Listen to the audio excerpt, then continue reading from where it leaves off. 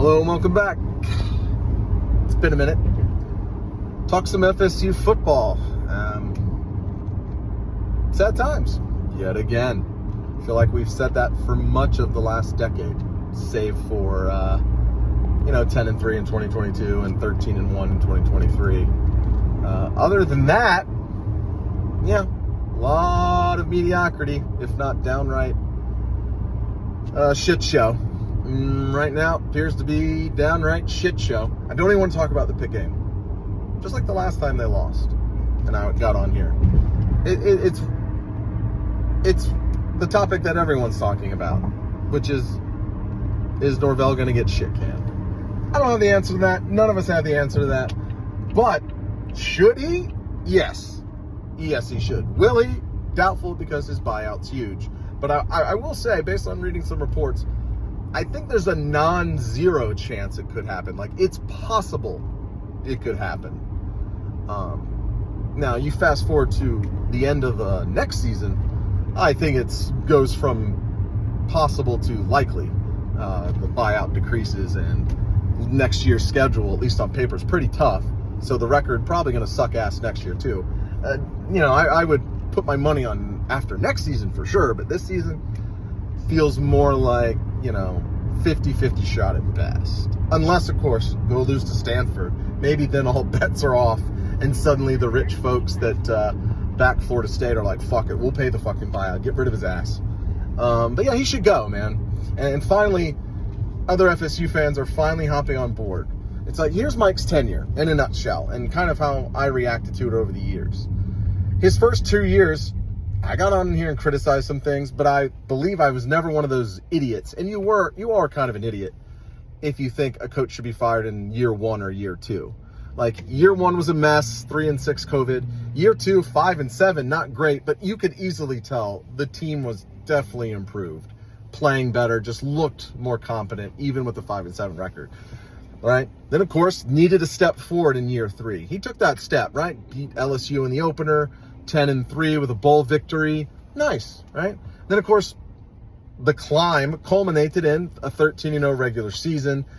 Just absolutely nailed almost every portal pick and had a bunch of players get drafted in the NFL. But then since then, really since the snub, it's been all downhill, right? Even in spite of those winning seasons, winning 23 games in 2 years, he still wasn't recruiting and still hasn't recruited his entire time there. And so when last season rolled around, of course, he had to portal his ass off again. But this time, obviously, he didn't get the hit rate he had the year before. And everything, fell off the rails. 2-10. Now, in a vacuum, 2-10 is a fireable offense at pretty much every fucking college football institution or school. Like, it's 2-10. What are we talking about here? But we knew he wouldn't be fired because it was a year after going 13-0. Basically had just signed the big extension. So you knew it wasn't going to happen, but, not for nothing, 2-10, you're not the guy. Like, barring, I think I even said it maybe on a video at the end of last year, like, barring something miraculous, I don't see how he's going to climb back again. And here we are this year, 3-3 with losses to Virginia and Pitt. And, you have some fans on here, up until about this weekend's loss, we're still like, oh, it's NIL, we got to pay more for this, that, and the other. It's like, yeah, you need NIL to compete with the big boys, Miami, Clemson, and, name any other big-time school, Bama, etc., Georgia. But you're spending much more on your NIL than Pitt and UVA. Like, depending on where you read, I've seen FSU's NIL ranked, somewhere in the, around the top 15 or so. Like, good. Not great. You're not going to compete with Texas and Ohio State, stuff like that. But good. Good enough that if you're any kind of decent recruiter, it's going to get your foot in the door. And being in the state of Florida, you should be able to pull good enough players to annually win 9 or 10 games in the fucking shitty-ass ACC. That's clearly not what's happened. Norvell's on a collision course for 7-5 this year, 6-6. Who knows? It could really come off the rails. But either way, not good. And finally, like I said, you're seeing most of the fan base, at least on social media, be like, yeah, I'm done, dude. And it's completely fair. Your grace is used up, my dude, right? This thing's a fluid process when you're judging coaches, right? Kind of give them some grace at the beginning. Then if they take a step, all right, you kind of laud them for that. But now you didn't sustain it, so you deserve criticism. Like, we're done. So I don't blame any fan for advocating for him to get shit canned. And I don't think, like, I've seen not just some FSU fans, but like prominent college football reporters say things like, you know, if you're not ponying up for the buyout, then you can't say anything. Fuck that and fuck you. If you're a fan, it's not your, fiscal responsibility to pay for Norvell's buyout because the FSU admin made a mistake by agreeing to a huge buyout. Y'all did that. That was y'all's bad, agreeing to a gigantic buyout. None of us told you to do that shit. Hey, you want to extend them? Okay. Maybe you thought you learned your lesson after Jimbo, and I know it was a different admin at the time, but Jimbo, you got lucky you didn't have to pay his buyout because he dipped on you. So you didn't have to worry about it. But then, you had Willie. You had to pay like, what, 17, 20 million to him after he left. So you thought maybe, maybe not go balls deep and wait till he sustains beyond 2 years of excellence before you give him a guaranteed of, 60 million or whatever the fuck it is. You didn't do that. That was your bad.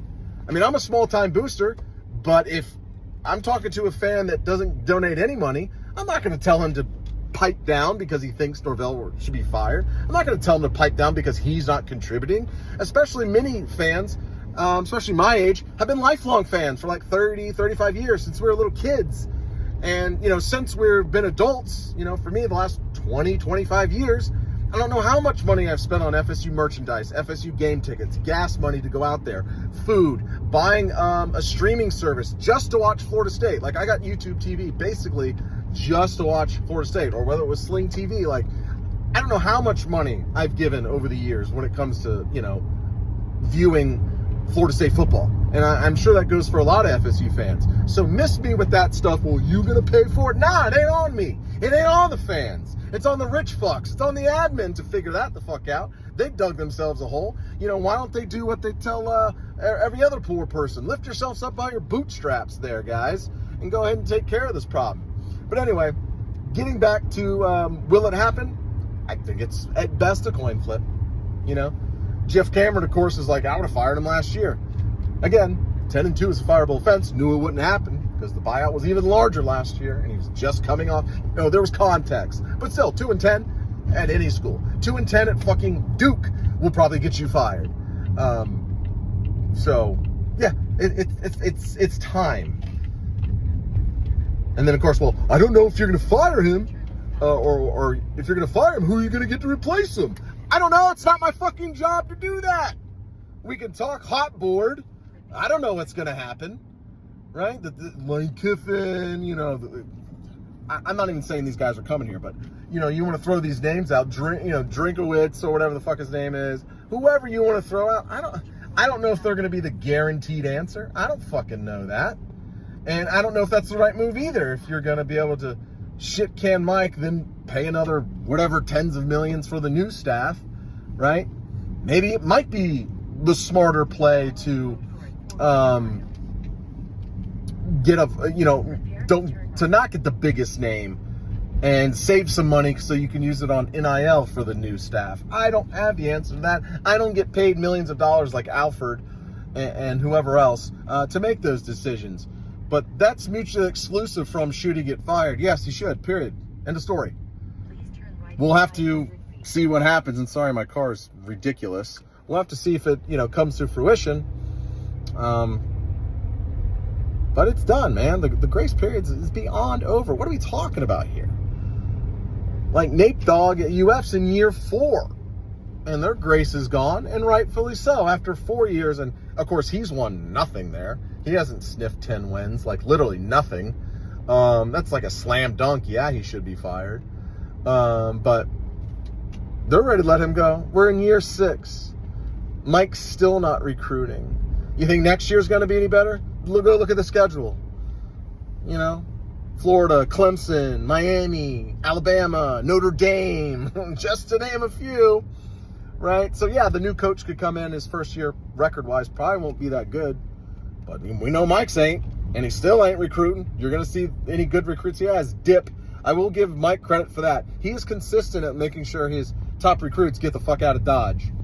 And, next year's team, they lose the whole offensive line. They lose Deuce. They lose Squirrel. Tommy, once again, is going to have to go portaling for, like, an entire offense. Pittman's gone again. Like, because you haven't recruited and stockpiled the cupboard with talent. It's just the same shit over and over again. Like, what are we doing? Just going to keep doing the same thing? Okay. Good luck. Anyway, done rambling. And that's the other thing. When I know it's time for a coach to go.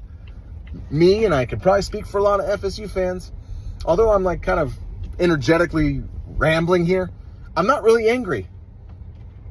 I'm more apathetic. I'm just matter of fact saying this shit. I'm saying it matter of factly. It is what it is. Like this week's Stanford game's at like 10:30. It's late, number one. Number two, we suck. I probably won't even watch. That's when I know it's time for a coach to go. When 2 years in a row now, by October, I'm not even going to make plans to watch. The only way I'll watch is if I'm just sitting doing nothing and might be like, okay, I guess I'll tune in. Beyond that, nah, bruh. So, sorry, Mike. Time to go, guy.